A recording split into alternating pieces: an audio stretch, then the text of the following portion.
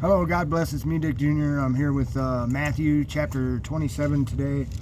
I did not write down any references out of this one.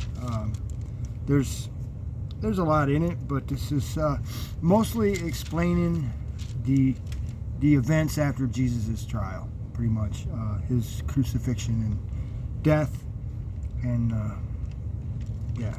So it's kind of long, but not super long. And there's one thing in here that I want to really kind of make note of, and this is the only gospel that has it. There's 4 gospels that explain these events, Jesus' life. This gospel is the only one that contains this particular thing. And if one thing is true, then all things are true. You see what I mean? We can't just discount it. So as I read through there, and as I kind of pointed out, kind of understand what it is, because you're not going to hear about it any place else besides here, and it's written out in plain black and white in the book. Okay, so I have already prayed and asked God to help me to speak with you today, and I suggest anytime that you read God's word, that you pray and ask God to help you understand, and I promise you He will, because He promises He will, not because I promise. You know what I mean? It's His promise. He'll give you knowledge, wisdom, and understanding. You just got to ask. Okay? So let's get started here in chapter 27, verse 1. Now, when morning came, all the chief priests and elders of the people conferred together against Jesus to put him to death. He had already been at the high priest's house all night long, and they had already asked him, and he said he was the Son of God, and then they said, "You're a blasphemer, we're killing you." And this is what's happening the next morning. As soon as, the regular course opened up, basically is what it is. And they bound him and led him away and delivered him to Pilate, the governor, because the governor was in bed. They tried him and convicted him of death and tried to get the governor to do it. Then when Judas, who had betrayed him, saw that he had been condemned, he felt remorse and returned the 30 pieces of silver to the chief priests and the elders, saying, "I have sinned by betraying innocent blood." But they said, "What is that to us? See to that yourself."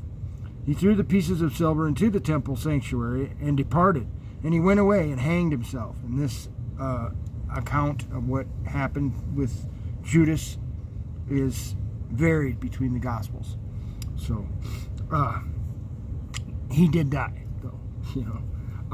The chief priests took the pieces of silver and said, "It is not lawful to put them into the temple treasury, since it is the price of blood." And that's what it was. They paid him to betray this man to death. So they didn't want to put that unholy money in the temple treasury, which makes no sense because they're about to crucify the Son of God. But verse 7, and they conferred together, and with the money bought the potter's field as a burial place for strangers. For this reason, that field has been called the field of blood to this day, and it is still there to this day. You go to Jerusalem, and they can show you where this field is. So if the field is there, then the money that bought the field and the reason for the name is there. You see what I mean? Okay. Verse 9. Then that which was spoken by Jeremiah the prophet was fulfilled. And they took the 30 pieces of silver, the price of one whose price had been set by the sons of Israel.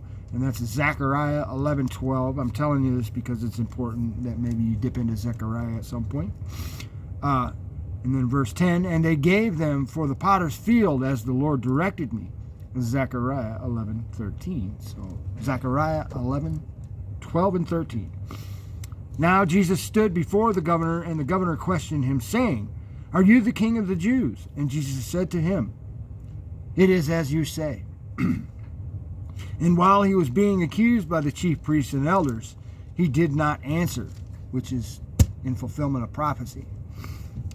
Then Pilate said to him, "Do you not hear how many things they are testifying against you?" And he did not answer him with regard to even a single charge. So the governor was quite amazed. Now, at the feast, the governor was accustomed to release for the people any one prisoner whom they wanted. At that time, they were holding a notorious prisoner called Barabbas. So when the people gathered to get Barabbas, was put in there for insurrection and murder. So he had been in some type of a rebellion situation. Anyway, so when the people gathered together, Pilate said to them, "Whom do you want me to release for you, Barabbas or Jesus, who is called the Christ?" And he said he was the Christ right there. And they didn't say, "Oh, he's not the Christ." See what I mean? For he knew that because of envy, they had handed him over. And that's why, because he was the son and they wanted to keep the vineyard. And while he was sitting on the judgment seat, his wife sent him a message because she was a Jewish lady. He was married to a Jewish lady, Pilate was, saying, "Have nothing to do with that righteous man, for last night I suffered greatly in a dream because of him." But the chief priests and the elders persuaded the crowds to ask for Barabbas and to put Jesus to death. They persuaded him by just yelling out and, mob rules. But the governor said to them, "Which of the two do you want me to release for you?" They said, "Barabbas." Pilate said to them, "Then what shall I do with Jesus, who is called Christ?" Again, Pilate says, Christ. You see what I mean? To them, they heard it. And they all said, "Crucify him." So twice he said he was the Christ. Twice they didn't say, "No, he's not." They just said, "Kill him." See what I mean? When Pilate saw that he was accomplishing nothing, but rather that a riot was starting, he took water and washed his hands in front of the crowd, saying, "I am innocent of this man's blood. See to that yourselves."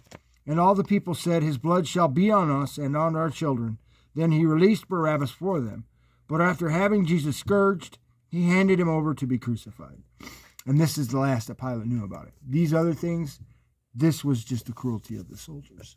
Okay, Pilate didn't necessarily know about it. He just handed him over to be crucified. Scourged, crucified. Then the soldiers of the governor took Jesus into the praetorium and gathered the whole Roman cohort around him. They stripped him and put a scarlet robe on him. So, that was a very bad thing because they made him stand there naked before him. And it's, it's a very bad thing for them to do back then to another man. After twisting together a crown of thorns, they put it on his head and a reed in his right hand like he had a scepter. And they knelt down before him and mocked him, saying, "Hail, King of the Jews." And they're mocking him because the Jews didn't save him. And, that's why they're mocking him about being. He said, "I'm the King of the Jews." "Oh, yeah, you're the king." They didn't understand. They spat on him and took the reed and began to beat him on the head. After they had mocked him, they took the scarlet robe off him and put his own garments back on him and led him away to crucify him. As they were coming out, they found a man of Cyrene named Simon, whom they pressed into service to bear his cross. And I want you to take note right here. This is not one of the verses I was talking about when I started this video, but verse 32, Jesus did not carry his own cross to Calvary, okay? This guy did. Simon of Cyrene carried Jesus' cross. He did not bear our cross, okay? Simon of Cyrene bore the cross. Jesus paid the price, but he didn't bear the cross, okay? And when they came to a place called Golgotha, which means place of a skull, they gave him wine to drink mixed with gall, and after tasting it, he was unwilling to drink. One, because he wanted to be sober, not a gall is like some kind of it's a knock-you-out drug, I guess would be the way to say it, or something like that. And also he had told his disciples at the Last Supper that he would not drink of the vine again until he was in paradise. Okay, so there's two reasons why he didn't drink it. One, he wanted to be sober of mind and spirit, and two, he had said he wasn't going to drink more wine until he was in paradise. And when they had crucified him, they divided up his garments among themselves by casting lots. And sitting down, they began to keep watch over him there. And above his head they put up the charge against him, which read, "This is Jesus, the King of the Jews." At that time 2 robbers were crucified with him, one on the right and one on the left. And those passing by were hurling abuse at him, wagging their heads and saying, "You who are going to destroy the temple and rebuild it in 3 days, save yourself. If you are the Son of God, come down from the cross." But he was up there willingly. You see what I mean? He was doing it for them. In the same way, the chief priests also, along with the scribes and elders, were mocking him, saying, he saved others, he cannot save himself. Which is not very smart. Obviously, if he could save others, he could save himself. He was doing this willingly. Again, I say. Okay? He is the king of Israel. So now the holy men said he's the king of Israel with their very own mouths. See what I mean? Let him now come down from the cross and we will believe in him. He trusts in God. Let God rescue him now. And God would if he asked. You see what I mean? He just spent the night praying to God to be able to do this if it be God's will.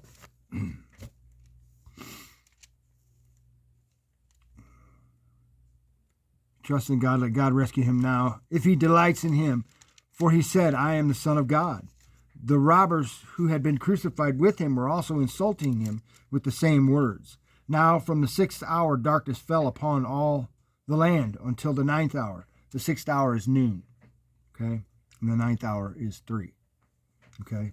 About the 9th hour, Jesus cried out with a loud voice, saying, Eli, Eli, lama sabachthani. That is, my God, why have you forsaken me? Because God had to leave him for a minute because he was covered in our sin. Okay? God couldn't be with him. And some of those who were standing there, when they heard it, began saying, this man is calling for Elijah. Immediately one of them ran, and taking a sponge, he filled it with sour wine and put it on a reed and gave him drink. But the rest of them said, let us see whether Elijah will come to save him. And Jesus cried out again with a loud voice and yielded up his spirit. This is starting in verse 51, but I want you to take note of 51, 52, 52 especially, 53, 51, 52, and 53, and Matthew 27. Okay, they rarely does anybody talk about this. Okay, so 51. And behold, the veil of the temple was torn in two from top to bottom, and that means the veil in the temple. They could see it from where they were, and they saw it tear. Okay, so you could see all the way into the temple, which is something that they had never done, the Gentiles, because there had always been a veil. Nobody had ever seen past the veil. Now they could, because Jesus took us past the veil. Okay? And the earth shook, and the rocks were split. That means earthquakes and splitting rocks, literally. And this is in Revelation. I think this has to do with something there as well. The tombs, this is verse 52, and this is the one I want you to hear. I want you to hear this. The tombs were opened, and many bodies of the saints who had fallen asleep were raised. Did you hear what just happened? There was a resurrection. Not the resurrection, but a resurrection. Right here in Matthew. Okay? So as we look forward to Revelation and the end of times, remember that there has already been one resurrection, not the resurrection, but a resurrection, okay, right here. So as you look towards those books and towards the end of times, understand that there has already been a resurrection. Not the resurrection of Christ simply, but a resurrection of Jesus Christ and a resurrection of others, saints who had fallen asleep. Okay, so then we're going to go on from here. This is verse 52. I'm going to read it again. The tombs were opened, and many bodies of the saints who had fallen asleep were raised. Okay? And coming out of the tombs after his resurrection, they entered the city and appeared to many. These people who were raised. Okay? They ascended with Jesus as well. Okay? And I think that's what we all think is going to happen. But those people ascended with Jesus at that time, and it was a beautiful thing. Okay? And these are not my words. These are Matthew's words, and he's not lying. So, and coming out of the tombs after his resurrection, they entered the holy city and appeared to many. So there were witnesses to this. Now the centurion and those who were with him kept keeping guard over Jesus when they saw the earthquake and the things that were happening, like people coming back from the dead, became very frightened and said, truly, this was the Son of God. So the earthquake, the veil, the rock splitting, and dead people coming out of tombs. Okay? These guys said this is the Son of God. You see what I mean? 55, many women were there looking on from a distance who had followed Jesus from Galilee while ministering to him. Among them was Mary Magdalene, Mary, the mother of James and Joseph. That's Jesus' mom, I think. And the mother of the sons of Zebedee, James and John. When it was evening, there came a rich man from Arimathea named Joseph, who himself had become a disciple of Jesus. That means a follower of Jesus, not an apostle, you see what I mean? But many things that, as we go through the New Testament, it will speak of, and it says that these things came to the disciples. This guy was a disciple of Jesus. He was just someone who had converted. You see what I mean? He wasn't an apostle and some special thing. So when they talk about things that are given, like the Spirit, prophecy, knowledge, wisdom, understanding, all these things that he promises to the disciples, joy, peace, love, that's for all of us. Okay? This man went to Pilate and asked for the body of Jesus. Then Pilate ordered it to be given to him. And Joseph took the body and wrapped it in a clean linen cloth and laid it in his own new tomb, which he had hewn in the rock. And he rolled a large stone against the entrance of the tomb and went away. And Mary Magdalene was there, and the other Mary sitting opposite the grave, most likely his mother Mary. Now on the next day, after the preparation, the chief priests and the Pharisees gathered together with Pilate and said, Sir, we remember that when he was still alive, that deceiver said, After 3 days I am to rise again. Therefore give orders for the grave to be made secure until the 3rd day, otherwise his disciples may come and steal him away and say to the people, He has risen from the dead, and the last deception will be worse than the first. Pilate said to them, You have a guard, go make it as secure as you know how. And they went and made the grave secure, and along with the guard, they set a seal on the stone. Okay, so right here, and they don't refute this history, they set a guard on Jesus' tomb and sealed the stone, and there was no way he could just slip out from that grave, from that tomb. No one could just slip in there and make it appear as if he slipped out. Okay. Actually, as we get further into this, I think these fellows that kept guard, I think they end up getting killed because Jesus did disappear, and they didn't have an answer except, you see what I mean? Yeah. So that's all I have for that. I just want you to kind of remember Matthew chapter 27, verses 51, 52, and 53. Okay? So 51 through 53 is where it talks about a resurrection and the stones being split and the curtain being torn, the veil, not the curtain, the veil being torn. And so those are all kind of important. You're never going to hear anybody else talk about what I just talked about, that there was already a resurrection at the time of Jesus' death. But if all the words are true, then this is a resurrection. I didn't say it's the resurrection, but a resurrection that occurred at the time of Jesus' death and resurrection in Jerusalem. Okay, and there were witnesses to it. Okay, so just remember that that's right there. Yeah, that's all I had prepared today. Thanks for listening. God bless.